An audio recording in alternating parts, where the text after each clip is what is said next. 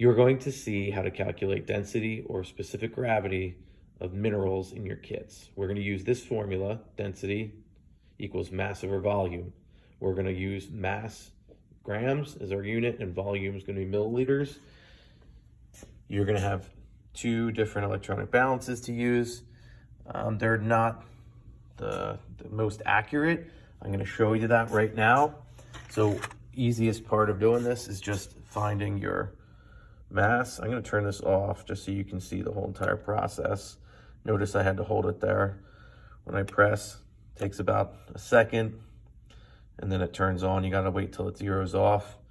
And then I'm going to take my mineral, place it very carefully right on top. We're not pushing on this. We're not placing things to guess their weight. We're just turning it on. We're not pushing on the top, putting our mineral on there. We see it's 18 grams. I'm going to show you the same process here. Should be close. I doubt it'll be exact. That one turns on almost instantly. Now it's zeroed out. Again, gently we're placing it here. Get 18.2. So it doesn't matter if you have a decimal place, you're going to use that. If you do not, then you're just going with your whole number.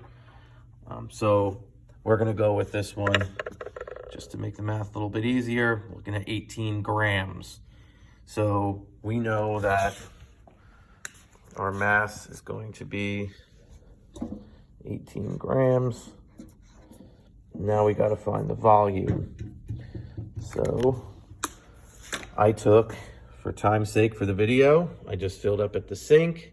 I got a certain amount here, and I'm going to fill until I get 50 is a good number to work with. And that's what I pre-measured here. So I know this is going to be 50 milliliters.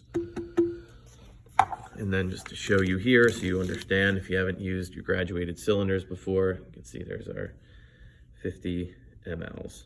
So we know we're at 50. We need to find the volume, which is the amount of space that this mineral takes up. So I'm going to kind of tilt it and gently pop it in there and cover. We don't want to lose any water because that'll be a source of error. And then we look, and you put your head right down even with it. It looks like we're at 52, 4, 6, 8, right?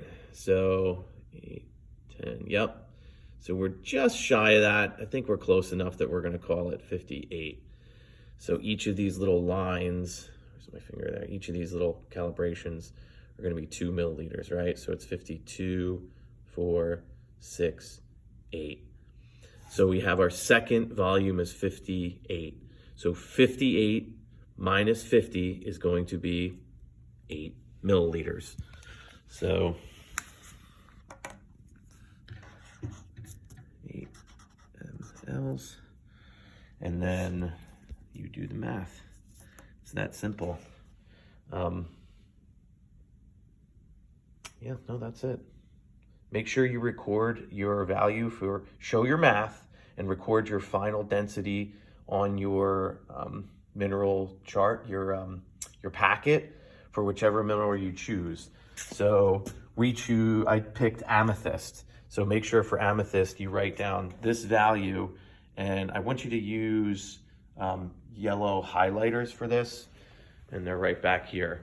So in yellow highlighter, please make sure you put your math and your final density reading. Even if you looked up the actual density, that's great. That's what you're supposed to do. But I want to see in yellow that you calculated out what you found, and hopefully they're close.